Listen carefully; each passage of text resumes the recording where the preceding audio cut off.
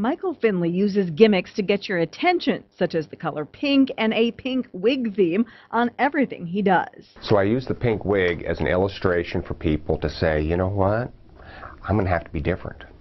I'm going to have to be willing to walk a path that is not the norm. Finley's taught a course on financial literacy at the University of Northern Iowa for 25 years.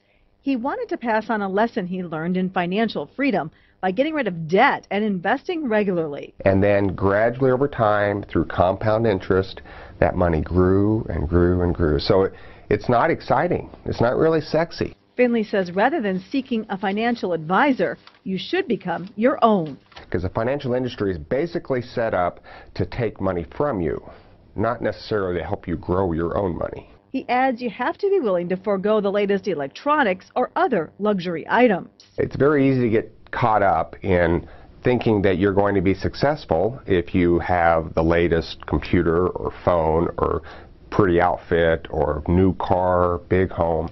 And the truth is those things will make you less wealthy, not more wealthy. Finley says obtaining financial freedom is the key to financial happiness. And ideally, financial freedom provides you the opportunities to live out your passions, your dreams, and when you're doing that and you're giving back to yourself and your community, that's how you find happiness. Finley's also holding a contest and plans to give away $100,000 of his own money to 10 winners who read his book and then take a test online. We've put a link to his website on KELOLAND.com. With your Money Matters, I'm Angela Kennecke.